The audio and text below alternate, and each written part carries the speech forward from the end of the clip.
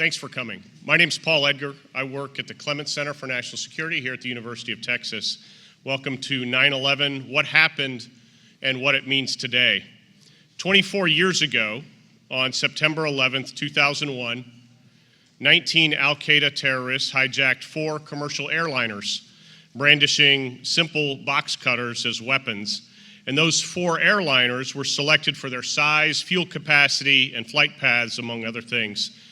The terrorists flew American Airlines Flight 11 into the North Tower of World Trade Center at 8:46 a.m. Eastern Time. They flew United Airlines Flight 175 into the South Tower a little bit later at 9:03 a.m. They flew American Airlines Flight 77 into the Pentagon at 9:37. They were likely flying United Airlines Flight 93 towards the United States Capitol building or the White House. But American passengers, barely discerning what was occurring, American passengers fought back. Consequently, Flight 93 crashed in a field near Shankville, Pennsylvania at 10:03 a.m. Eastern Time. The United States and many allies responded to the 9/11 terrorist attack by hunting down and killing or capturing members of al-Qaeda, including its head and founder, Osama bin Laden. Simultaneously, we addressed other similar threats, most real and some perceived. But let me make 2 things very clear. Those of us involved in this work prevented many similar attacks and saved many American lives over the years. We did good work. But along the way, we also made mistakes, and other things happened as well that we need to take note of. And we want you to be familiar with all of these things. This history is still very recent. Some people wouldn't even call it history yet. But there are many among us, many among you, who gave the very best years of their lives to our country in response to 9/11. We'd like to convey to you, who were not there, who were not involved, who do not remember, who were not yet born, a bit of what it was like on 9/11 and after. We'd like to convey to you our assessment of what we did well, what we did not do well, and what else occurred in the meantime. We'll watch a 7-minute summary of the attack, and then I'll introduce our panelists. Please roll the film. American Airlines emergency line, please state your emergency. The cockpit's not answering. Somebody's stabbed in business class, and I think there's mace that we can't breathe. I don't know. I think we're getting hijacked.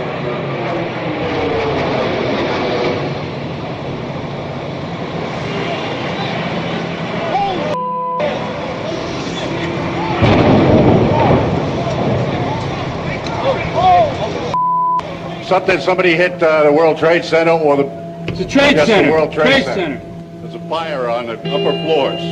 This just in, you were looking at obviously a very disturbing live shot there. That is the World Trade Center, and we have unconfirmed reports this morning that a plane has crashed into the World Trade Center. We don't know anything more than that. We don't know if it was a commercial aircraft. We have no idea how many were on board or what the extent of the injuries are right now.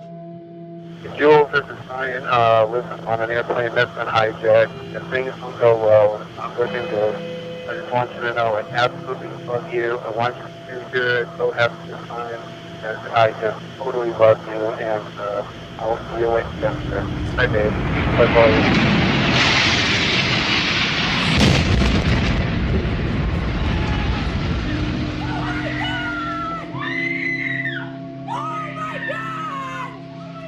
Oh my God. Oh my God. That looks like a second plane. Oh, there's another one. Another plane just hit. Right. Oh my God. Another plane has just hit. It hit another building. Flew right into the middle of it. Oh my goodness, there's another one. It seems to be on purpose. Oh my goodness, now it's obvious, I think. I leaned over and whispered into his right ear. A second plane hit the second tower. America is under attack. Today we've had a national tragedy. 2 airplanes have crashed into the World Trade Center in an apparent terrorist attack on our country. Oh my goodness. Oh my goodness. We're looking at a live picture from Washington, and there is smoke pouring out of the Pentagon. It would appear that there has been another major explosion, this one in the nation's capital. There is smoke in the air over the Pentagon. This is as close as we can get to the base of the World Trade Center. You can see the firemen assembled here, the police officers, FBI agents, and you can see the two towers. A huge explosion now raining debris on all of us. We better get out of the way!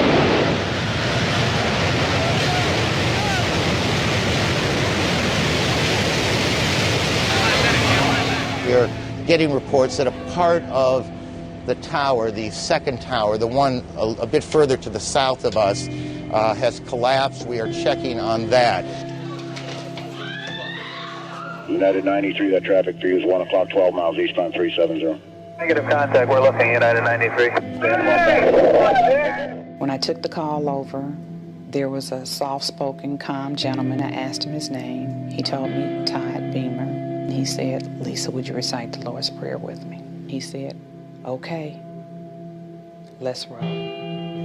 We've got a report from a guy at 24 of a cloud of black smoke off his lot. Wheeling Pit, 97. But we don't have confirmation. United Airlines flight number 93 left Newark at 8:01 this morning en route to San Francisco. It went down in Shanksville, Pennsylvania. The North Tower is waiting.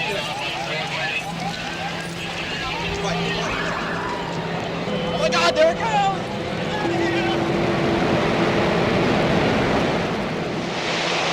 I hope I live. I hope I live. It's coming down on me. And there's, you can see, perhaps the second tower, the front tower, the top portion of which is collapsing. Good Lord.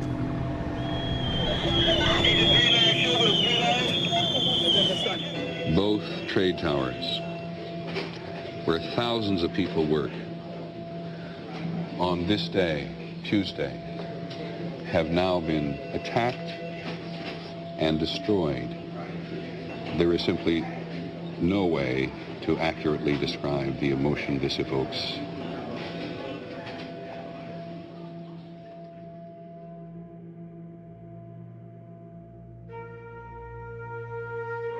I want you all to know that America today is on bended knee in prayer for the people whose lives were lost here, for the workers who work here, for the families who mourn. This nation stands with the good people of New York City and New Jersey and Connecticut as we mourn the loss of thousands of our citizens. I can hear you.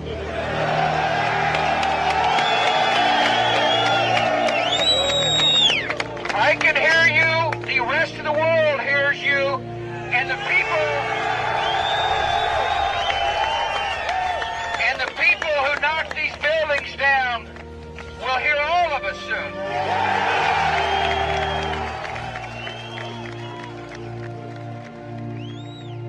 September 11 will go down in our history as a day to remember. None of us will ever forget the pictures of our courageous firefighters and police, many of whom have lost friends and colleagues, or the hundreds of people attending or standing patiently in line to donate blood.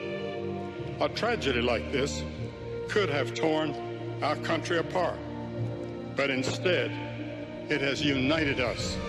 This event can give a message of hope, hope for the present and hope for the future.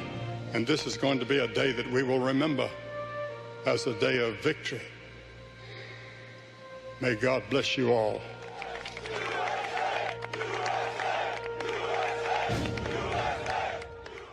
I'll introduce our distinguished panelists and ask you to hold your applause. All of them deserve a round of applause, but please hold your applause until the very end of this session, again, just in the interest of time. Bobby Chesney, Dean of the University of Texas Law School, who was in New York City in Manhattan on 9/11. Will Inboden, Executive Vice President and Provost of the University of Texas, who was in the Pentagon on 9/11. Vice Admiral Joe Maguire, Executive Director of the Clements Center, career Navy SEAL, and member of our Joint Special Operations community. Admiral Bill McRaven, also a career Navy SEAL, former commander of the United States Special Operations Command, former Chancellor of the UT system. Major General Jeannie Leavitt, Distinguished National Security Fellow of the Clements Center. She was teaching at the U.S. Air Force Weapons School and is very aware of the airspace issues and the challenges in airspace following 9/11. Steve Slick, Director of the Intelligence Studies Project. He was in CIA headquarters when on 9/11. Adam Klein, Director of the Strauss Center for International Security and Law. And he has been working on the challenges between liberty and security since 9/11. And finally, Sheena Chestnut Greitens, founder and director of the Asia Policy Project. Moderator, she will be our moderator and offer observations on what else occurred while we were hip deep in the global war on terror in Afghanistan and in Iraq. Thank you for joining us.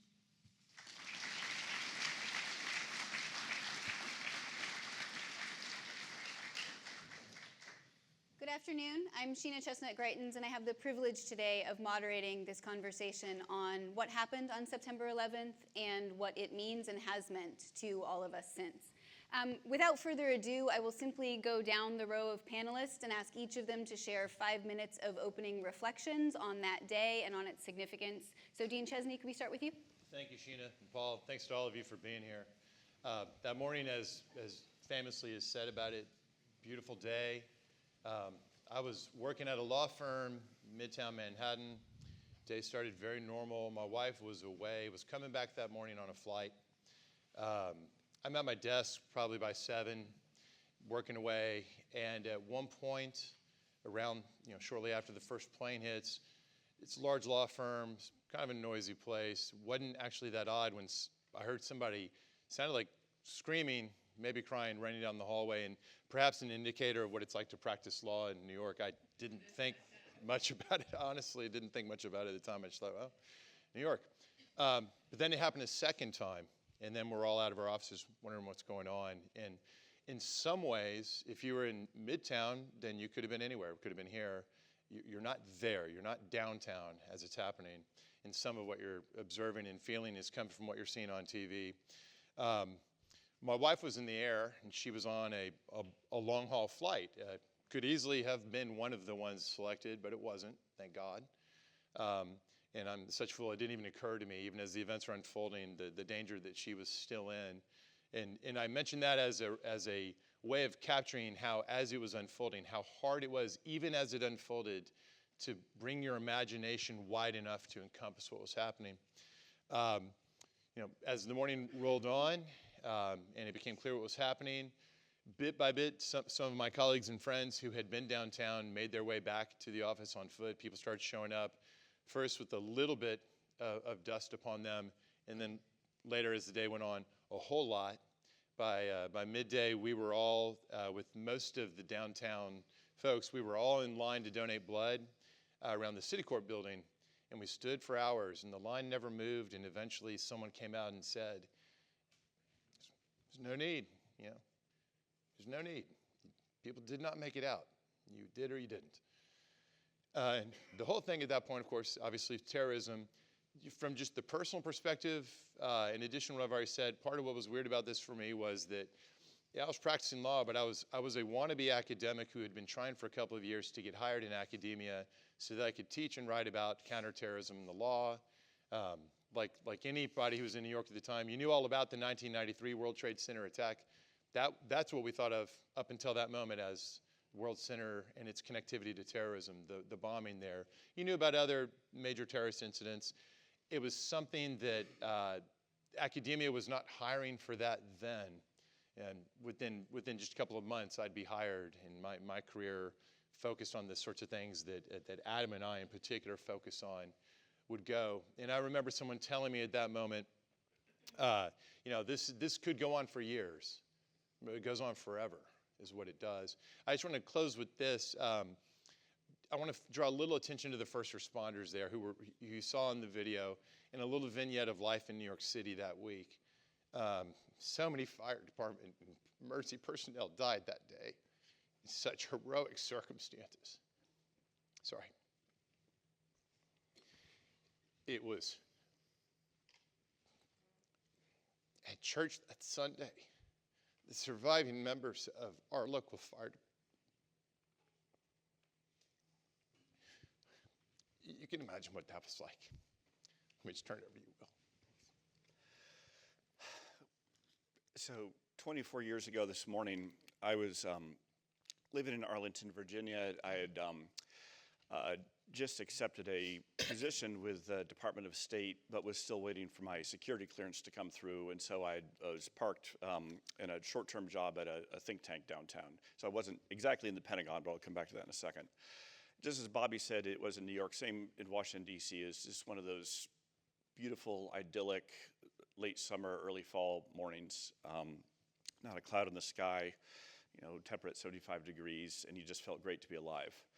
So about 8:30 that morning, my commute took me, if any of you know Washington, D.C., on 395, right past, a couple hundred yards from the south side of the Pentagon.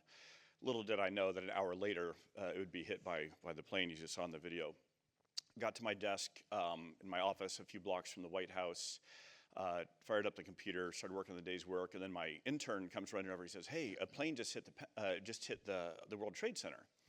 And I didn't think much of it. I thought, oh, maybe someone in a Piper Cub or a little Cessna got lost, and kind of a tragedy, but really. A few minutes later, he comes running back. He says, "A second plane hit," and all of a sudden, I just realized there's something going on here.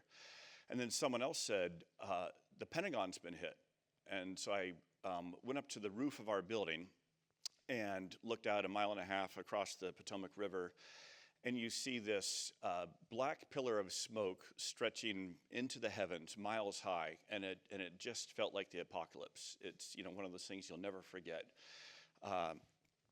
And then the next couple of hours are where the phrase "the fog of war" kind of descends. Like rumors are flying like crazy. Do we evacuate the building? Do we shelter in place? Someone said a bomb just went off at the Capitol. Someone else says another plane is incoming. We now know that wasn't a rumor, that was real, right? But you don't know what to believe, what not to believe.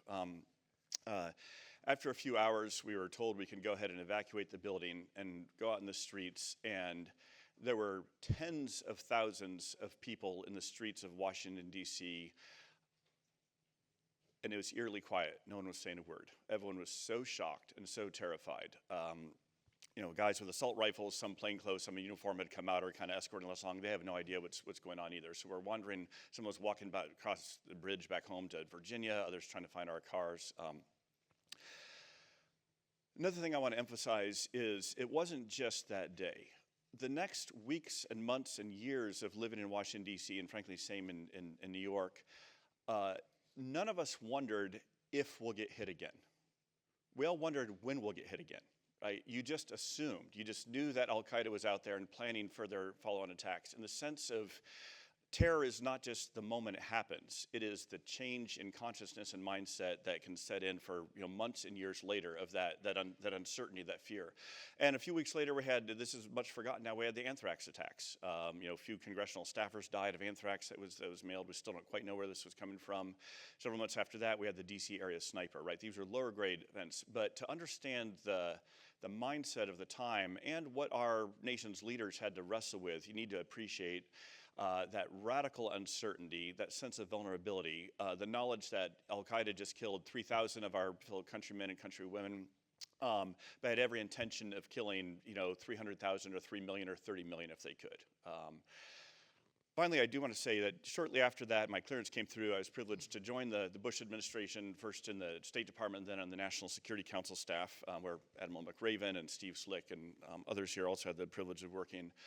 And I do want to pivot a little bit from that radical sense of terror and uncertainty to what did our country do about it. And we got a lot of things wrong, but I think we got a lot of things right. And I just want to emphasize very quickly for any of you who are strategy and policy minded, 4 really important strategic decisions that President Bush and his team made, which may sound obvious in hindsight, but were radical departures at the time. Because the whole question is, this is the worst mass casualty attack in American history. It's the worst attack on our soil and American history. We know the bad guys are planning more. What do we do? So first, President Bush decided to treat this as a war and not a law enforcement issue. Now, war means mobilizing all elements of national power, including law enforcement, including the Justice Department, the FBI, and so on, and Bobby and Adam especially can talk about that. But that was a fundamental strategic shift from what our approach had always been before to terrorism. The terrorists are criminals, and if they do a terrorist attack, we need to prosecute them to the full extent of the law. Shifts us to a war footing. Second, following on that, he shifted us from defense to offense. It is no longer just about let's hang back and try to protect ourselves and prevent the next attack. Let's go kill or capture every one of the people who did this and every one of them who are trying to do it to us. And again, out of that flowed some tremendous successes and also some real errors and mistakes too, and we can talk about those. Third, he shifted it from just treating it as the problem is only the terrorists themselves to the state sponsors, the nations that sponsor them or harbor them. And he said, we're going to draw no distinction between the terrorists themselves and the states that are sponsoring or harboring them. And the fourth one, which I think is really important but too little appreciated, he made very clear from the first days after 9/11, this is not a war with Islam. This is a war against those terrorists who have hijacked that religion. And he got in a lot of hot water for this from very angry Americans. He said Islam is a religion of peace. He went to visit the Washington Mosque up Massachusetts Avenue. He hosted the first iftar in the White House. He hired senior Muslim Americans such as Farah Pandith or Zalmay Khalilzad or others in senior national security positions. And Bush had a real sense of history, and he knew that as much as President Franklin Roosevelt had led the United States to victory in World War II, that Roosevelt had made a mistake in interning the Japanese Americans and had turned too many Americans against all people of Japanese descent rather than Imperial Japan itself. And so he is determined not to repeat that mistake by turning this into a war on Islam. And so that was also a strategic distinction he drew very early on, which I think was really important. And so we can unpack some more of these things on the panel, but I wanted to highlight that shift from what happened on that day to how our government responded. Good afternoon. I grew up in New York City. I had my first summer job in the summer of 1966, working as a clerk in the office of the mayor at City Hall. It was the summer of that year that the ground was broken on August 5th for the start of the Twin Tower complex. Over the course of the years, like all New Yorkers, I watched them grow. For the next 6 or 7 years, every summer, along with my friends, we would walk from City Hall to the Twin Towers to have lunch under the shadows of these massive structures. The complex was completed in 1973. I, along with millions of New Yorkers, were extremely proud that our city was home to the tallest buildings in the world. 28 years later, I was a Rear Admiral assigned to United States Special Operations Command in Tampa, Florida. On a Tuesday morning, September 11th, shortly before 9 a.m., an Air Force non-commissioned officer came to my office and let me know that a plane had just hit the North Tower in Manhattan. So I got up and I turned on my television, went down and sat down behind my desk, and I tried to make sense of what I was seeing from a familiar scene that I knew so well. It was a clear, bright, beautiful summer morning. I wondered, how could an aircraft have gone so far off course with such unrestricted visibility? And then I saw the second plane go into the South Tower. I got up and I ran down the hall into the United States Special Operations Commander's office and told General Charlie Holland that we were under attack and suggested that he call Secretary Rumsfeld. He had a short conversation with the Secretary of Defense, and then shortly after that we learned that a third plane had hit the Pentagon. I returned to my office around 10 a.m. and to my television in time to watch the South Tower fall after burning for 56 minutes. The North Tower fell 30 minutes later. Over the course of 6 and 7 years, I watched them grow, I sealed them with belt, and in the matter of 102 minutes, they were gone, entombing thousands of innocent men and women in those structures. I still had many friends and family living in New York City, and I learned shortly after 9/11 that 16 members of my parish, all firemen and policemen, perished in the buildings that day, along with another 343 firefighters and 71 policemen who gave their last full measure of devotion in that building trying to save innocent men and women.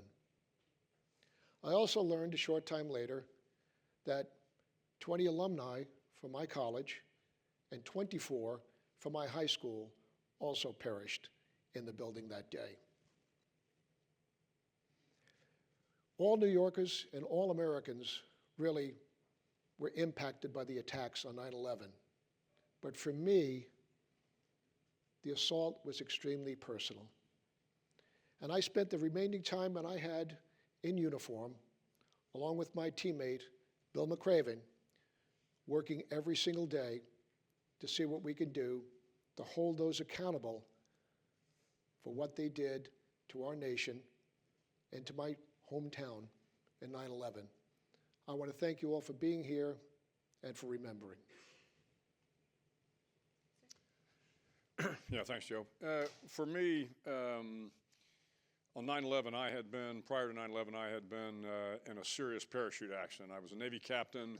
I had been the Commodore in charge of all the SEALs on the West Coast, and had been in a parachute accident, and I got pretty busted up. So I was actually in a hospital bed in my base house in Coronado, California when this happened. And again, 6 o'clock Coronado time. But my mother-in-law called my wife to say, hey, something's just happened, turned on the TV. And so lying in my hospital bed, I had the opportunity to watch the tragedy unfold. But I really wasn't in any condition to go do much about it at the time. Again, I'd been pinned and plated and couldn't walk very well. But as so happens, a retired general named Wayne Downing was asked to come to the White House right after 9/11 to run the Office of Combating Terrorism. Downing, knowing that I was still remediating from my injury, called me up and said, hey, can you come to the White House and join me in the Office of Combating Terrorism? So by October of 2001, I made my way up to the White House, and for the next 2 years, spent time on the National Security Council staff.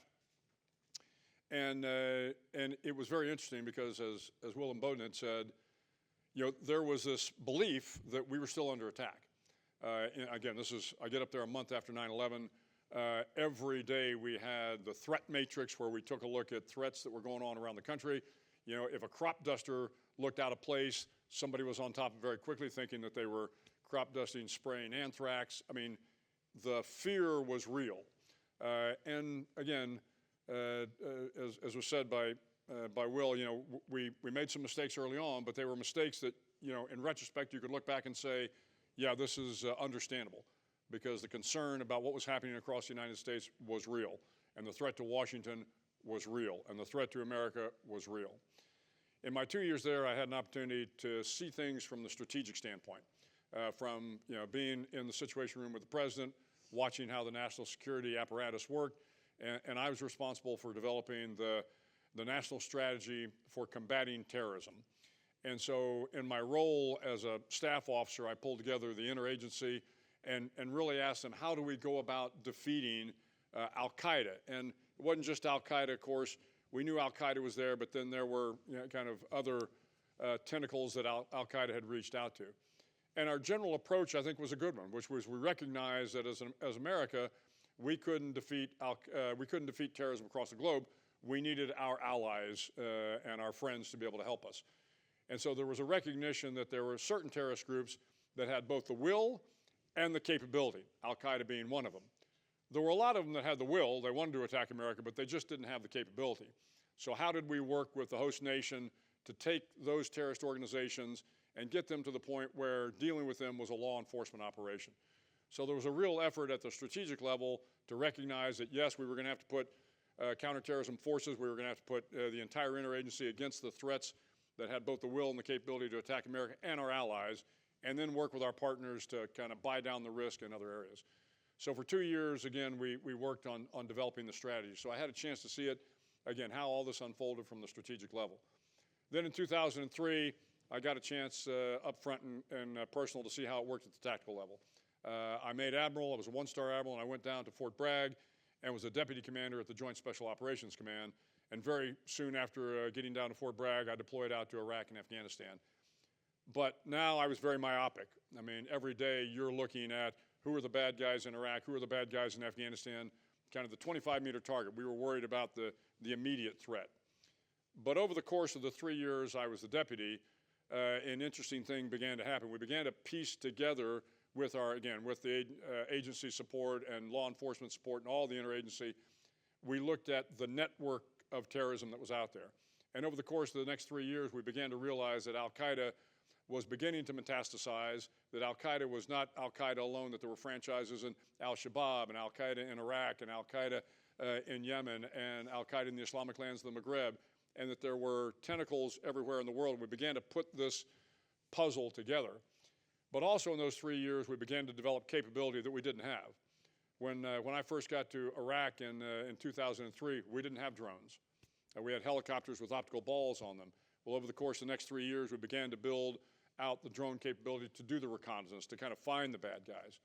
After 3 years, I went and ran the special operations in Europe, and a different approach there. There it was with our allies, our NATO allies, and we began to build the NATO capability to conduct operations and eventually deploy the NATO special operations to Afghanistan. And then my 3 years after that, I was the commander of the Joint Special Operations Command, and for 3 years between 2008 and 2011, we had a much better picture of the Al-Qaeda network. And we had this saying, it takes a network to defeat a network. Our network, our JSOC network, included everybody on this panel and every three-letter agency and anybody that was willing to help us. We wanted to be part of that network, because the only way to defeat some of these organizations was to have a link to the CIA, was to have a link to the FBI and the National Geospatial Agency and Defense Intelligence Agency and law enforcement and all our allies and friends. And so it was, for me, it came in stages over the course of 10 or so years to kind of see how our ability to go after the threat existed. Obviously, on May 2nd in Afghanistan, we got bin Laden, but none of us that got bin Laden thought that this was the end of the threat. I think what surprised us about bin Laden was that he was still very active, when we thought at that point in time he was probably a figurehead. In fact, he was still preparing operations to come against the United States and our allies. So the sweep of history for me went from, again, the strategic look from the White House to tactical to coalition to now figuring out how we were going to kind of fight a network. But you couldn't help but be impressed and admire the incredible courage and sacrifice of not just the special operations guys, but every soldier, sailor, airman, Marine, every State Department person, every intelligence community person, everybody that had a hand in this showed the same level of courage and commitment that anybody in uniform did. And I think all of us that spent time in the fight would tell you that, and that for all the mistakes we may have made, we were proudest of our relationships with our colleagues and the work that we did on the ground. Okay, and September 11th, I was a pretty junior officer. I was a 03 captain in the Air Force, Navy captain, and fairly new to the weapons school. This is kind of like our Top Gun, and it's based at Las Vegas, Nevada, at Nellis Air Force Base. However, in September, we had done a training deployment down to Tyndall Air Force Base in Panhandle, Florida. And we were doing missile shots, and it was training missiles. So they'd have telemetry missiles on the jets. We would go out and practice firing them and get the experience and gather all the data. And so on that morning, we were coordinating the carpool. There's one guy who has the keys, and we all have to coordinate when we're going to go. So I call him up to see when we're going to go, and he's not even coherent. I don't even understand what he's saying. He's talking about an airplane and a building, and I'm like, bud, I don't even know what you're talking about. He's like, turn on your TV. And I said, what channel? He said, any channel. So I turned on the TV, and about 30 seconds later, because I go, what is happening? Like, did a plane get lost? Like, you could not comprehend it. It was cognitive dissonance of what I was looking at. And about 30 seconds after I turned it on, the second plane hit. And we both said, we're under attack. Get everyone, let's go. And we went to the other side of the base. It's a divided base, and so you have, where you're staying is separate from where the operations are. So we had to go across, and the young airmen who just waved us on and were like, hey, you might want to call up. Like, we're not Force Protection Condition Alpha anymore. Like, we're under attack. This is probably Delta. And so we get to the squadron, and we don't know what's happening. No one knows what's happening. And they say, okay, we're downloading the training missiles. We're uploading live missiles. Be ready. And we're like, what are the rules of engagement? Because there's always rules of engagement. Like, when would you shoot down? And this was incomprehensible. These are airliners. These are Americans. These are civilians. And we're like, what are the rules of engagement? They said, we don't know. Just be ready. And it was really unsettling as we were watching all of this play out. Now, they never launched any of us, but they did launch a couple of friends I know up out of the D.C. Guard. They were with F-16s. And it was when Flight 93, we didn't know what was happening. So 3 of the airplanes had impacted, the 4th one had not yet. And so they scrambled them, and they had no ordnance. And their direction was, you take down that plane. And so I've talked with the crew, and they were coming up with a plan, like who would hit what part of the airplane. If they could, they tried to eject the split second before impact, but they knew this might likely not be a successful ejection. And so they launched with that in mind. And one of the pilots' father was an airline pilot and was flying that day. So, I mean, it was just absolutely crazy times. We did not know what was going on. It was very unsettling, very confusing. And all air traffic got grounded immediately. Like, airplanes got sent wherever they got sent, but air traffic controllers grounded every single airplane in the country. And we didn't even fly for a couple days. We were ready to. They had us on alert with unknown rules, but be ready if we launch you. You may need to defend the country. A couple days later, probably about 2 or 3 days later, they decided, okay, we're going to redeploy you to Las Vegas. You're going to go back to Nellis.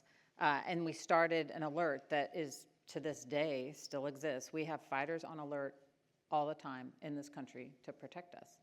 And many times I've sat alert in fighter jets, just in case you're called. And we've run intercepts if, sometimes it's lost pilot or, different reasons. But anything suspicious, we will scramble airplanes. And so when we were heading across the country, it was surreal. I had flown many, many hours in a Strike Eagle, and we have an incredible radar. And you can see all the air traffic, and you can, bump out to different ranges. And so we bumped down to the farthest range, 160 miles, and I'm looking on my radar scope, and there is not a single contact. Now, you gotta understand, when you're on a center frequency, it is usually so much chatter, you're just waiting to try to get time to make a radio call. It's silent. There's not a word. There's not another airplane in the air. It is just our formation of Strike Eagles going back to Las Vegas. There was one airplane, it was a tanker that came up and gave us gas so we didn't have to land. But that was it. And I remember our flight lead, because sometimes we'll request a 2,000-foot block just so it's more comfortable, so everyone can spread out a little bit in altitude. And he requested a 20,000-foot block just because. And the controller said, no problem. The airspace is all yours. There's no one else out here. And so it was just a really surreal experience to be in a situation like that. And talk about enduring effects. I mean, the defense of the nation, something we hadn't really had thought, okay, we're going to be attacked, went into place. And so Operation Noble Eagle, having fighters on alert, ready to scramble, ready to intercept any threats, goes on to this day. And one thing I'll close with is a couple weeks later, I don't even think it was 2 weeks later, there was a Formula One race in Indianapolis, and we had tickets. My fiance was in Virginia, I was in Las Vegas, and it was at Indy 500 or Indianapolis Motor Speedway, and it was Formula One, and we had tickets. And I remember it was air traffic had just started, and it was the debate, and all of my family said, "You're crazy. You're not going to fly on an airliner." And I said, okay, I'm a little unsettled about flying on an airliner, but if I change what I do, they win. If they have put so much fear in me that I can't live my life, they've won. And so we flew to the race, and I will admit it was very surreal that first time. You're really watching every other passenger on the airplane because you trust no one at this point. But it was, a reminder that we can't just live in fear. We have to do something about it. And so with that, I will hand off. Thanks, General. Thank you, Sheena. Yeah, terrific. So I'm pleased to see so many of you come out today to learn more about this important day in our nation's modern history. I almost feel like an accidental witness to these events, and you'll understand why when I explain where I was that morning and how it all unfolded. I'm going to stick fairly closely to my notes. I'm doing that for my protection and for your protection so that we're not still here 2 hours from now listening to me. And so off we go. Before I joined the team here at the University of Texas, I served for 28 years as a CIA officer. In the summer of 2001, I was at the midpoint of my career. Some of my friends would tell you that may have been the high point of my career. I was returning from an overseas field assignment, leading a foreign station in Europe. I just spent a year in graduate school, and I was fortunate enough to be invited by the agency's deputy director, John McLaughlin, who's known and beloved by many people on this panel and across the intelligence community. I was asked to join by John to join his staff as an executive assistant. So I reported to work on the so-called 7th floor or the executive suite at CIA on September 4th. That meant on the morning of 9/11, and I recall it vividly as a beautiful, crisp fall morning. I think the 9/11 Commission report that Adam may share with you opens with that line. It was a temperate day with crystal clear skies, so to set the scene for the horrific attack. So I was still getting to know in the office my colleagues. I didn't have a password for the computer they just put on my desk. No one told me where they kept the key to the executive washroom. So I was wondering what I was doing and whether I was doing it correctly. Now, most agencies in Washington start out the day with a senior staff meeting. That's where the leaders review what's happened overnight and prepare for the day ahead.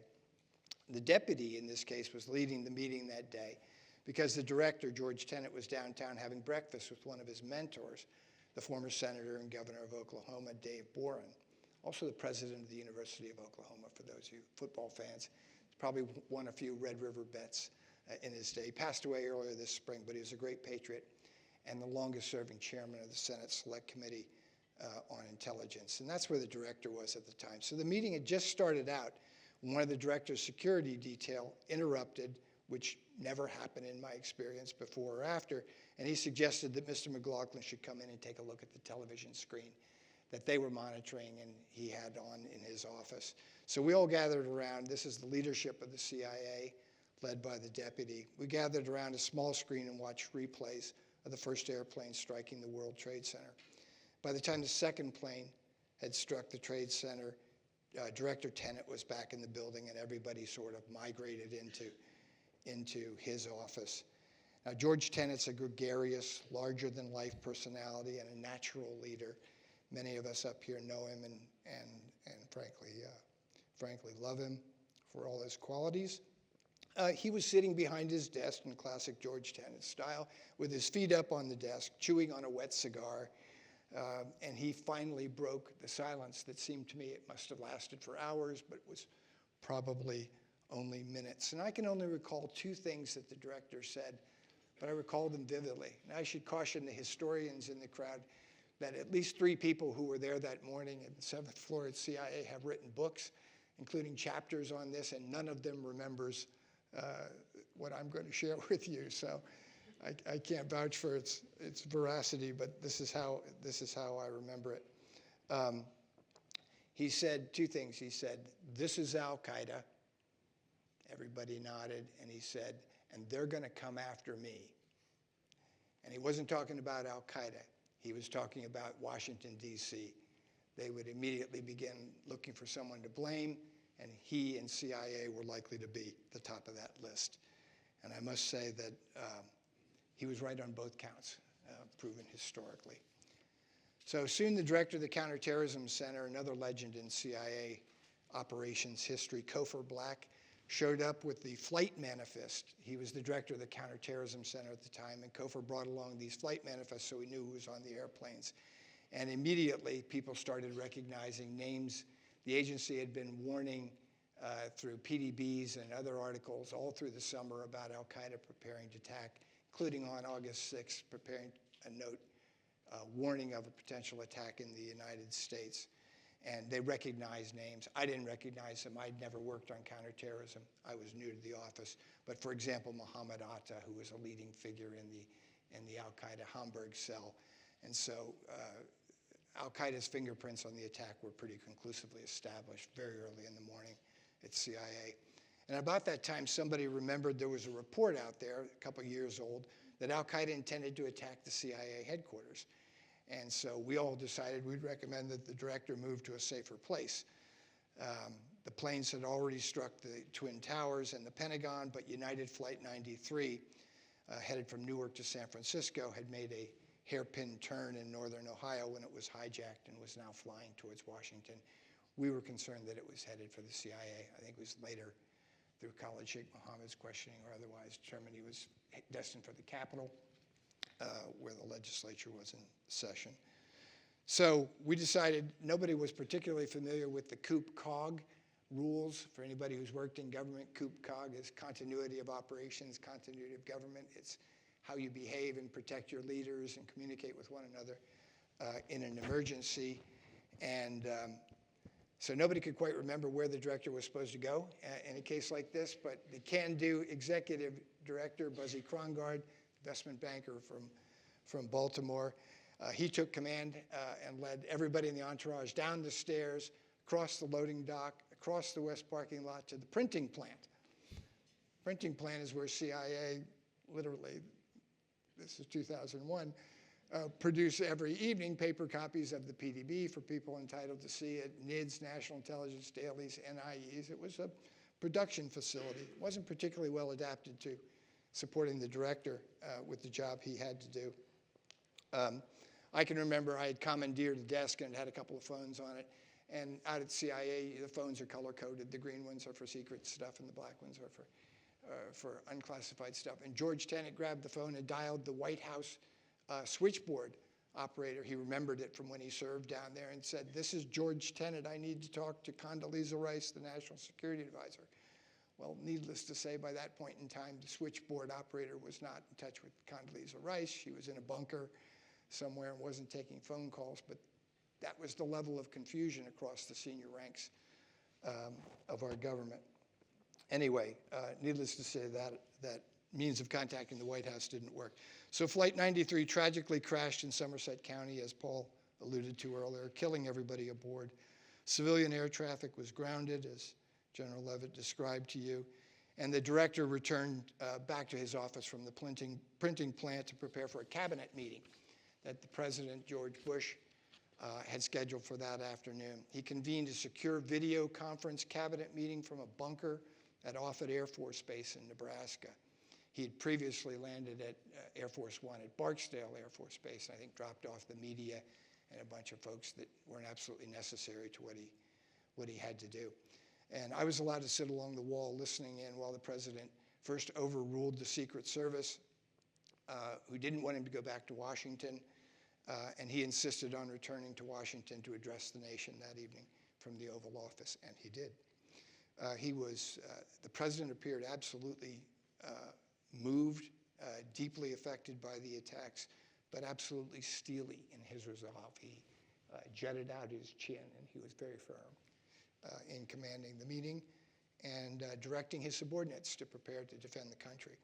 So the first weekend after that, President Bush met with his war cabinet up at Camp David in the Catoctin Mountains in western Maryland, and he approved a plan that CIA had essentially prepared to displace the Taliban government and deny al-Qaeda a continued safe haven in Afghanistan. He also signed orders the following days granting CIA extraordinary authorities, including to detain and question captured terrorists and to kill terrorists involved in active plotting against the U.S. These programs, of course, became controversial. And over the next 2 decades, the CIA continued to play a prominent role in the war against terrorism, and it still plays that role today. So I look back on all of this, the morning of 9/11, with sadness and pride. Sad for the loss of innocent life, but proud to have served under leaders who were determined to prevent a second attack and took steps to do so.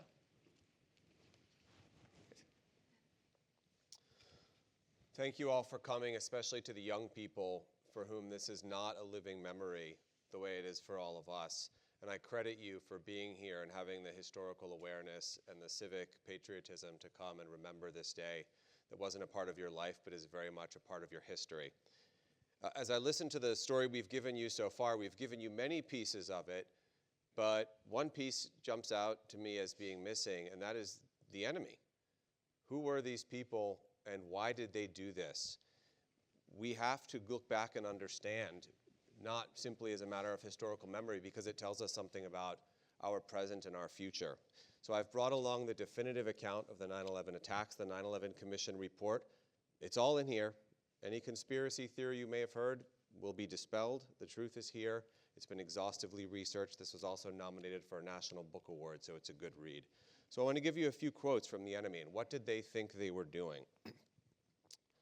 In February 1998, 40-year-old Saudi exile Osama bin Laden, the son of a billionaire, by the way, and a fugitive Egyptian physician, so a doctor, Ayman al-Zawahiri, both of whom have been killed by US forces, thankfully, arranged from their Afghan headquarters to publish what they termed a fatwa. They were not credentialed Islamic scholars, but they termed this a fatwa, which is normally an interpretation of Islamic law. Claiming that America had declared war against God and his messenger, they called for the murder of any American anywhere on earth as the, quote, individual duty for every Muslim who can do it in any country in which it is possible to do it.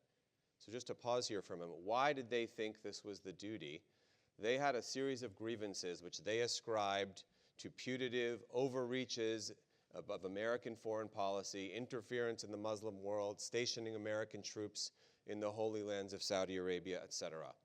Some of you, I bet, will be in my counterterrorism law course next semester, and there's a quote you'll hear if you're in the course from the terrorism expert Bruce Hoffman, who we had here on campus last year. The terrorist is a violent altruist. They think they are doing good. They think they are redressing evil that someone else has done. They think they are serving the interests of humanity.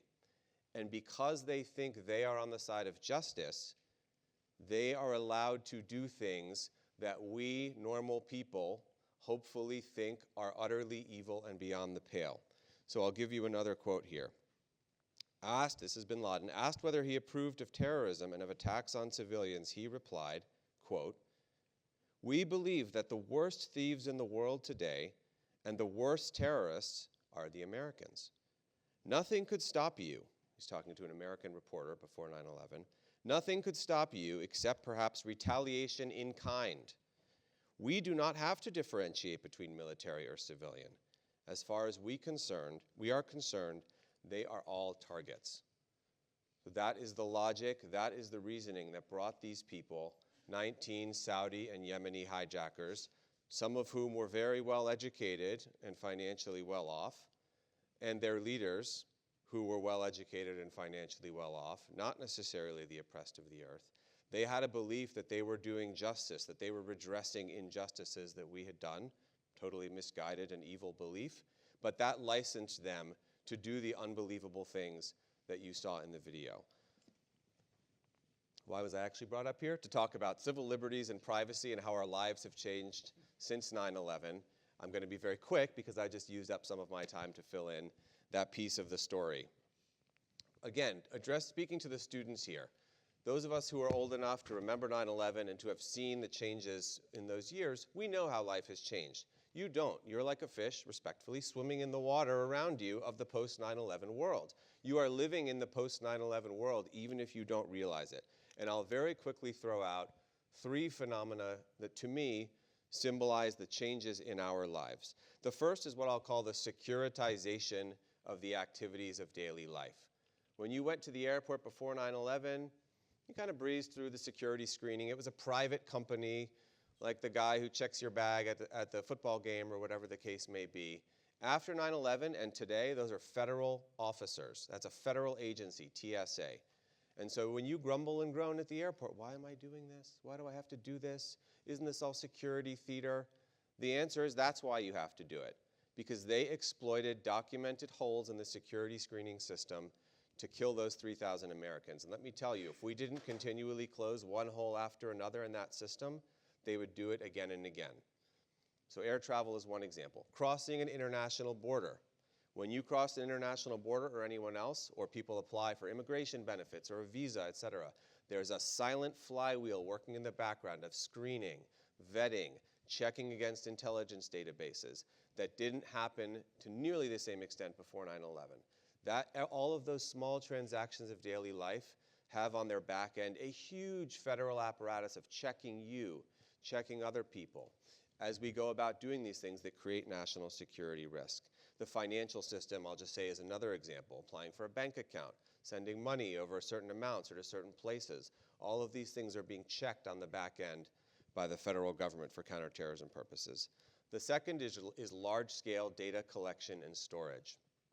9/11 and the growth in the federal government after the attacks, in response to the attacks, coincided with the pervasive digitization of our life, the rise of the internet, et cetera. And I'll just say very quickly, one of the significant responses has been an expansion of the federal government's ability to collect, store, and analyze data to find the needle in the haystack.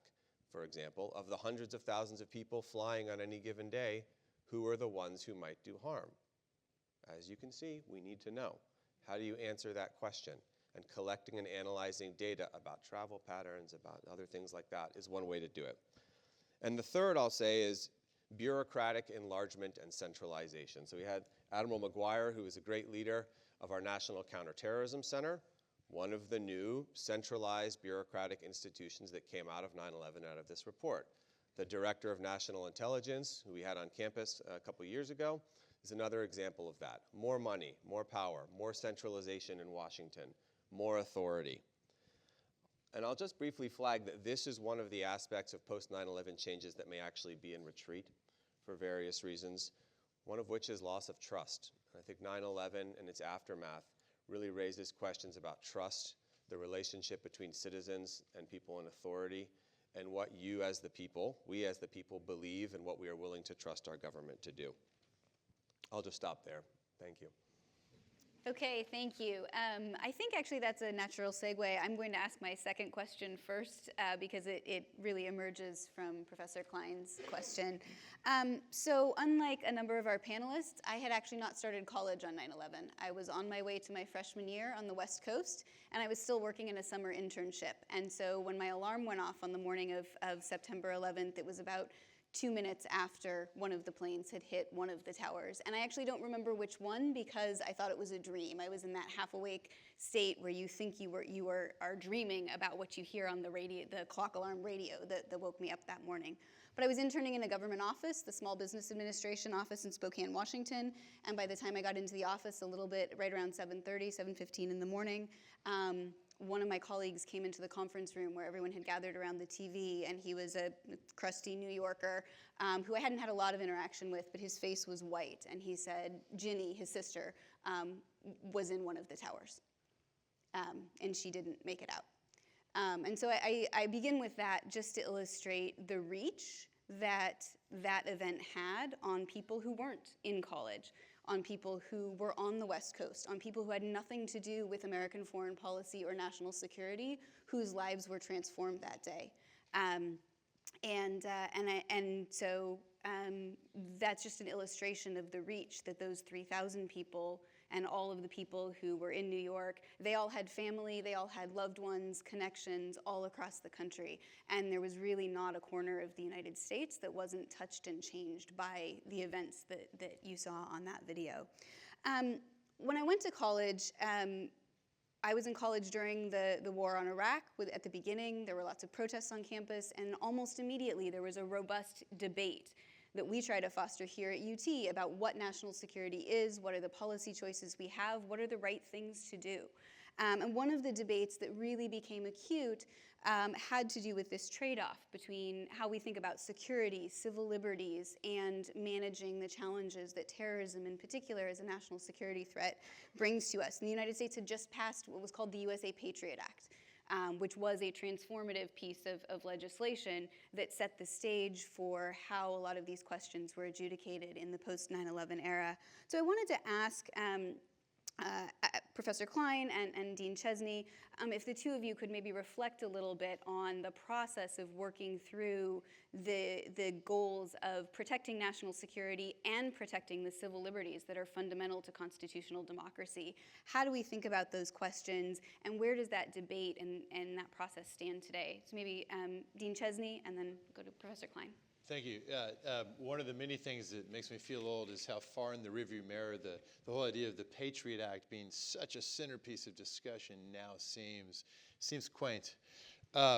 So the Patriot Act was this omnibus statute that contained just a huge volume of different changes, some big, some small, but it took on this sort of larger narrative value. And for many people, at least back then, when you had debates about the tension between security and liberty, one of the first things that would come up for the American domestic version of this debate, as opposed to the international dimensions about Guantanamo and interrogation and all the rest, at home, the thing that people felt like mattered to them was, well, we have this new law enforcement / intelligence related set of legislative authorities, and it became sort of a proxy for just the larger permanent tension that you have between these values.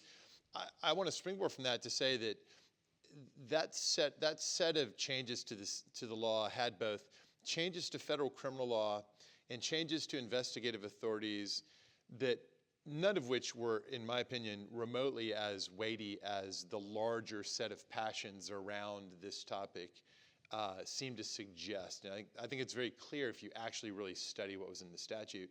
And that tells us something about how a lot of times our debates about where we are in sensitive policy matters can become more about a set of symbols rather than the particular thing.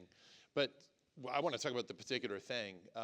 One thing that got tweaked in the Patriot Act was a change to a really critical federal criminal law. There's two of these, but they're generally just referred to as if there's one, called the Material Support Law. This is the idea that it is a federal offense to give material support or resources, which is defined in the statute, to a designated foreign terrorist organization or in support of certain acts that are designated as terrorist acts. The reason this statute is so interesting and so important, the statutes, the two of them date back to the 90s, and they hadn't been used much in the 1990s, but in the wake of 9/11 and with some tweaking from the Patriot Act, they got used a bunch, and they were mainstays of what the Justice Department and FBI did domestically to address the problem of potential terrorism within the United States in terms of being able to arrest somebody. What it really boils down to is this.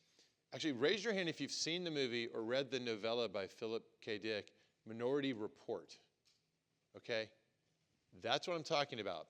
This question of how any society strikes the balance between intervening in a way that involves arrest and putting someone in jail, locking them up, in anticipation of, rather than in the aftermath of the offense actually being carried out. In a perfect world, that would be what you did, right? You never want the offense to happen. Why don't we pursue so aggressively having more ex-ante interventions? Because we don't have, as in the movie novella, spoiler alert, we don't have psychics, at least none that we put in power. So the idea that you might have provisions in your criminal law that allow for incarceration in advance of completion of the act, every criminal justice system has some of this. The law of attempt. Some, but not all countries have conspiracy laws. And if you intervene in advance, you can use them that way. The material support law could be used that way. So could any law if it's what you might call a pretextual use of the law, where you get Al Capone for tax evasion when what you really care about is his mob activities. This set of changes in how any society can calibrate their set of criminal laws to make it easier or harder to intervene in advance is at the heart of what the Justice Department and the FBI, with that, the change they went through. Attorney General John Ashcroft at that time, very consciously and with full backing and encouragement from the president, was leaning into the let's not wait, let's get in on the front end. The Patriot Act provided some additional tools for doing that. Over the years, these stories are now sort of in the rearview mirror, but there were many instances of arrests where people went to jail for a long time, alleging that they were a terrorist cell, that they were going to do something. And the truth is, no one can actually know for sure what was going to happen over time. But that once was a huge part of the debate. And what I want to suggest to you is that it's not just what your criminal laws are that calibrate a society's ability to intervene in advance or not. It's also the rules of procedure and the rules of investigation. And the bigger bulk of what the Patriot Act did was to try to provide the FBI in particular with greater ability to try to know what is happening, to respond to the insights that later got documented in the 9/11 Commission report, which has a whole section on this, documenting where some of the bureaucratic limitations were. Many of these changes were incredibly controversial at the time, and I think in retrospect, it looks to some extent silly how wound up we got about some of the limitations compared to where we are in today's data-driven, surveillance-friendly in many ways because of it environment. Back then, it was a different environment. But Adam, over to you on this. You'll pass. Okay. No, I'm happy to quickly jump in. I agree with everything Dean Chesney said. I think it's helpful to take also the 20-year view. Were we successful? And this may be counterintuitive, but I think the answer is yes. If you look back on 9/11 and hear General Leavitt's story about air travel immediately after 9/11, you see society ground to a halt in many ways. The stock market collapsed, just like after COVID. And if we did not respond and restore a sense of security, we would never have recovered from that. The interventions that we did in the realms of air travel and law enforcement and intelligence collection and other places, by historical standards in a national crisis, are not over-intrusive or particularly intrusive. And by comparison, I'd point you to the period of World War I, American mobilization of World War I, and the aftermath of that war, when there were truly draconian censorship interventions, mass incarceration, vigilante violence in American society, truly a dark period for civil liberties. The post-9/11 period, for all the faults and all the mistakes that were made, and there were some, does not rise to the level of that. And without the efforts of the intelligence community, the military, law enforcement, aviation security, we would not be in the position we are today as a society where, again, for all our problems, we have a thriving economy, we continue to thrive and grow as a country. Our public sphere, again, challenged, continues to exist in a vibrant way. We made it through the calamity of 9/11 when everyone thought, perhaps some disagree, that we would have more attacks like that every week, every month. So I think we have to look back and say there was a lot of success and due in great part to the efforts of some of the other people on the stage.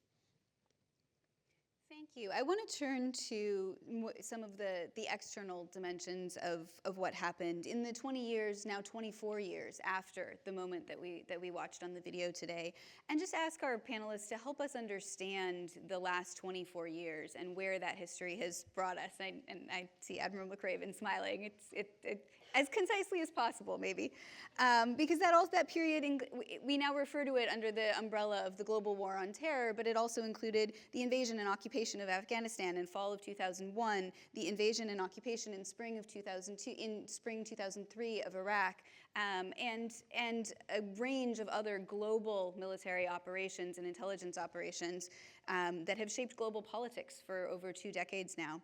And so I wanted to ask a little bit about what we can learn from that period, in particular as we look at the challenges facing the world and the global security environment today. What are the lessons that we should draw? What are the trade-offs that were imposed by the war on terror? And how does that teach us lessons and help us understand how to deal with the global security environment today? So, Provost Inboden, maybe over to you. Oh boy, okay, a lot there. And we've got till 6 o'clock tonight, right? So I'm just gonna start, okay, thanks. 20 minutes. I'll try to just hit a couple big themes here, and then I know my colleagues will have a lot to embellish. So first, going back to a couple of my comments earlier about the kind of the strategic shift that the Bush administration did in reframing this as a war, right?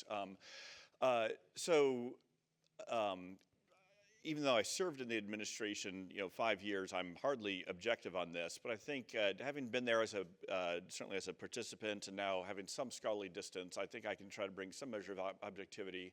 The case for the successes of Bush administration foreign policy, to really oversimplify, will focus on something that Adam Klein and others have said, which is that despite all expectations to the contrary, after 9/11, there was not, and still not to this day, another single mass casualty terrorist attack on the United States. And we're maybe a little lulled into a sense of complacency now about that, but that is no accident, right? And the takeaway there is the United States as a people, the United States as a government, when we are mobilized in a very particular direction, we are ferocious and we are very effective. And that is, I think, directly responsible for that success. We are also very prone to hubris and overreach and taking things way too far. And the case against the Bush administration's foreign policy record, or its detractors or critics, lots of things they can say. I've heard them all. I've made some myself, right? But the two big ones will be overreach in that broad war on terror, including up to and especially including the invasion of Iraq, and that's one. And I think there's a lot of truth to that. I supported the war at the time, and I now think it was a mistake, and there's a lot we can talk about there. But I understand how and why it happened, but still, an honest reckoning, I think, needs to take account of that. And the second line of critique is this, that in becoming so monomaniacally focused on the threat of terrorism, for reasons I explained earlier, that over time, over the 8 years of the Bush administration, we as a country, as a government, took our eye off the ball on what the real emerging threats were, Russia and especially China. And again, I think that's an exaggerated critique, but it's not without warrant. And I could tell you a lot of, I won't go into all the details there, but I think there is something to that. But just a couple reflections on how to think about that. The first 2 years after 9/11, as we mobilized entirely about addressing the terrorist threat, Russia, and we looked at every foreign policy question through that lens. What does this mean for terrorism? And we initially saw Russia and China as important partners in that. It may sound a little silly, but afterwards, not right now, don't get our smartphones, look at a map, right? And you'll see that Russia occupies a very strategic geography vis-a-vis Afghanistan. Soviet Union previously invaded and occupied Afghanistan. The former Soviet Union borders Afghanistan with Uzbekistan and Tajikistan and others. And so for practical things such as resupply and intelligence sharing and things like that, Russia was an important partner. Putin took advantage of that. We now realize they were not such a good partner, but that was the lens. China, may seem a little funnier, but a little trivia point for you. China borders Afghanistan. It's a little sliver of China. It's only about 40 miles. I've been a few miles from it before, right? But it borders Afghanistan. China has a significant Muslim population in Western China and Xinjiang with the Uyghurs. They've been horribly persecuted. They're largely peaceful people, but a very few of them were involved in terrorism and were active with Al-Qaeda. And so that was the framing is Russia and China are our partners. And again, it may seem silly in hindsight. It made sense at the time. But then by about 2005, 2006, we've had some pretty significant initial successes against Al-Qaeda. Afghanistan's in a troubled but not horrible spot. Iraq was in a tough spot. There emerged a real debate within the Bush administration over how much should we now start to pivot and focus more on what was, some worrisome signs we're seeing with Putin's Russia. Shortly after this, that they invade Georgia, his first real extraterritorial belligerence. And then also China. Is China an important economic partner, or are they a strategic rival? And there was a very vigorous debate within the administration on that. And I'll just close with this. A couple of the early indicators that we saw and we started to respond to, but not fully with China. Where one, it became clear during this time that the People's Liberation Army, the Chinese military, was shifting its main focus from defending China's borders and maybe invading Taiwan to actually addressing its entire posture, its entire force structure towards who the PLA saw as their new enemy, and that's the American military, right? So China voted during this time to see the United States as their emerging adversary. And some people within our government started to see this, but others said, well, let's not make that a self-fulfilling prophecy. In 2006, President Bush I was doing strategic planning on the NSC staff, and he asked me and a colleague to do it still remains classified, but I can give you the main contours of it. A big study on what is the future of U.S.-China relations and China's emerging trajectory. So we pulled together a tiger team of about 20 folks, primarily with the intelligence community, State Department, with Defense Department. Spent about 6 months on this study, and the conclusions came back were pretty worrisome. It was basically like, yeah, we may be engaging with China as an economic partner, but they are not fully reciprocating. There seem to be some very worrisome trends there about their growing hostility to the West. express their growing ambitions to be a regional hegemon. So we saw it, but we didn't have the resources or the political capacity to do a whole lot about it. And that's, of course, where that took us is a story for another day. Admiral Maguire first and then Admiral McRaven, that one of the consequences of the global war on terror was to put new missions in front of the special operations community, which each of you have worked on in a number of different capacities. And so I wondered if you could talk a little bit about the lessons that you've taken from your own involvement in that as you look back, and how that can help us understand our strategy and our mission going forward. Go first, Bill. I'm going to go first? Yeah. So, again, when you think about the global war on terrorism, the reason it was global was because of the affiliates that went along with Al-Qaeda. So you had Al-Qaeda Main, which was functioning primarily in the tribal areas of Pakistan. But then you had, let's go around. Abu Sayyaf in the Philippines. You had Al-Shabaab in Africa. You had Al-Qaeda in the Islamic lands of Maghreb in North Africa. You had Al-Qaeda in Iraq. You had Al-Qaeda in the Arabian Peninsula. And that's just to name a few. So from my standpoint, as I looked at this and as things began to develop over the 6 years on and off that I was kind of fighting the tactical fight, I'll give you a kind of a visual portrayal of this. So every day I walk into a joint operations center that's about the size of this room. And on the joint operations center, I would have maybe 50 flat panel displays that were up there, predators flying all around the world, looking at various targets in all those areas I just named.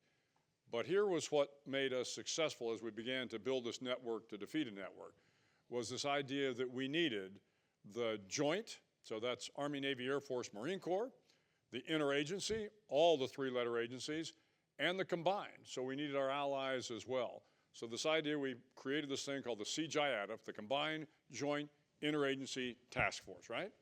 And the CJIATF was such that if it was so sophisticated as we got going that if we picked up a guy in Iraq and he had what we referred to as pocket litter on him, so you reach into his pockets and he's got maybe a half a number, well, guess what? That half a number might not resonate with anybody in Iraq and Afghanistan, but it would resonate with an FBI guy in Minneapolis. But because he was part of our network, we could reach out and we would push this out. Hey, we got intelligence on this guy or this guy, and before long, the network could begin to put the pieces of the puzzle together. So the strength of the Combined Joint Interagency Task Force was really what made us effective. It wasn't necessarily the guys in the Oakley glasses and the Velcro and the guns, all very effective, all very heroic, but at the end of the day, it was the process, and it was again, a lot of people sitting on this panel that had a role in making sure we could get to the bad guys and begin to disable the network. But Gina, to your point, so as we begin to look at the threat from Russia and from China, we've lost this connection between the joint and the interagency and the combined in a way that really will make our conventional forces and special operations forces successful as we go against the potential threat in the Indochina or pick a place. You know, the unfortunate nature of war is you're going to war and people are dying. But war really brings together, you know, the people in a way that if you can create this machine, which we did, and you make that machine effective, there really isn't a problem around you can't solve, except for ideologies, which are always hard to dismantle. But we've lost that as 9/11 has gone down, I mean, as the wars have gone down, we don't have that structure anymore. And so now we're kind of a little bit back to square one, where is the Army talking to the Navy, is the Navy talking to the Marine Corps, are we talking to our allies? And yes, we are, but not to the degree that we can be as effective as we were during the GWOT. Thank you. Sheena, I think Bill adequately addressed the special operations side, but I'd like to pick up on what he talked about as far as the interagency and support to the warfighters. So after I left SOCOM, I was the commander of the SEALs for 3.5 years, and then I became the deputy of the National Counterterrorism Center in Washington, D.C. And you know, as far as September 11th happened, really it didn't have to happen. Al-Qaeda tried to blow up the Twin Towers in 1992 with a Ryder truck full of explosives in the North Tower that blew a 5-story hole into the North Tower next to the strongest pillar there. Unfortunately for Al-Qaeda, and fortunately for us, it didn't damage enough. Now, they had done engineering. I mean, so the plan was to knock down that north tower. That was the most important part. And then the north tower would fall into the south tower to knock down both twin towers. Now, we knew about that. And then in 1998, Al-Qaeda blew up the embassies in Tanzania and Kenya. They blew up the USS Cole. And still, it wasn't until the morning of September 11th that we realized, hey, this is all related. We connected the dots. So a couple of things. One, the intelligence community and the interagency was somewhat siloed. But the other thing is, well, it was a failure of imagination. So as Will talked about President's leadership, the National Security Council, and what they did to restructure, in 2002, the Department of Homeland Security was established to have underneath one cabinet-level official 22 departments and agencies to work together and to integrate protection of the homeland. The Intelligence Reform and Terrorist Prevention Act in 2004 established the Office of the Director of National Intelligence, that I had the honor of leading there for a while, and the National Counterterrorism Center, bringing 18 departments and agencies under the Director of National Intelligence in order to not just encourage, but ensure that information was no longer siloed, but it was a new culture of sharing. It was an interagency fight. And as Will said, nothing really has happened since 9/11. Well, there's a reason, as Adam said, there's a whole machine, brave men and dedicated women in this country, in the intelligence community, in national security, and in the military, who have worked tirelessly to ensure that that doesn't happen. And now, we have shifted our focus, and rightfully so, to great power competition. Russia and China are the great power competition. And we have shifted the focus away from counterterrorism. We may have gotten tired of the terrorist fight, and I can tell you right now who hasn't, and I know this well, the terrorists have not. So we need to do it all. We can't just focus on Russia. We can't just focus on China. We are the United States of America. We have interest everywhere in the world. We need to be concerned about those peers, but we also need to be concerned about the terrorism threat. So right now, because nothing has happened, we are starting to take risk in government on reducing the size of the intelligence community and resources there. How do you prove an unknown? It hasn't happened. Well, for those of us who are on the inside, we know darn well why it hasn't happened. And it's the men and women who've worked tirelessly over the last 24 years to ensure that their fellow citizens did not suffer another 9/11. And I just wanted to give a little recognition for them, Sheena. Thank you. General Leavitt, Director Slick, do either of you want to add to that? I just, from the perspective of understand the threat or the potential threat, because that drives so many things. So we've got Russia, we've got China, we've got terrorism. Terrorism, they're all important, but terrorism went to important and urgent, which is what drew all the attention. And it's important that you keep your eye on all the threats because it drives so many things.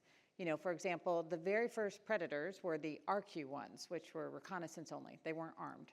And so these were unmanned aerial systems that we would use in a, intelligence, surveillance, reconnaissance type of role.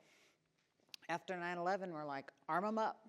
It became the MQ1, right? We put Hellfires on them, and so that they were then armed to be able to do that. We've since gone to the MQ9, which is a much larger platform with longer endurance, more weapons.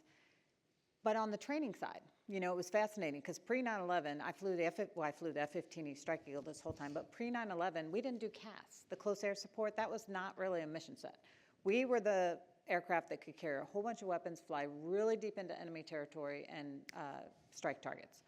But when the war happened, we had to suddenly develop, how do we do CAS? We have troops on the ground. This is close air support. We have, soldiers, sailors, airmen, Marines on the ground, and we provide fires overhead.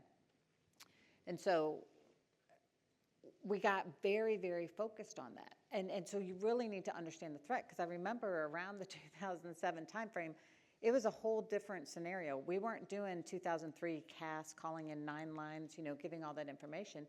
And I was working at Air Force's Central Command, and everything had gotten kind of sideways because the special operators downrange were ranting because our guys showed up ready to do 9 lines, and they're like, no, we need to do vehicle interdiction. Like, we have all these other requirements. And so we had to shift the training. And so we got really good at counterterrorism, but you've got to keep your eye on all potential threats because, a couple different times we have tried to pivot to other threats because we've got to be ready to handle any of them. And understanding the potential threats helps you determine the platforms you have, the training you have, how ready you are in those different scenarios. And so I just wanted to add that.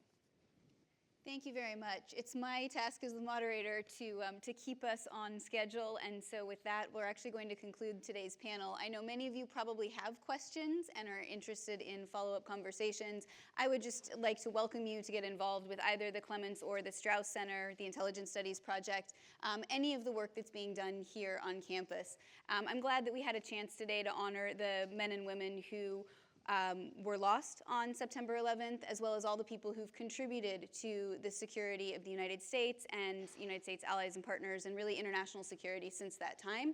That work continues, as some of our panelists have mentioned today. And we are proud at UT to have a team of people who are working on doing the research to address and understand these challenges, as well as training the next generation of national security leaders. So just wanted to close with a call to get involved with any of our work as it's of interest to you, and to thank you all for joining us to remember and reflect on September 11th and its legacy today. Thank you.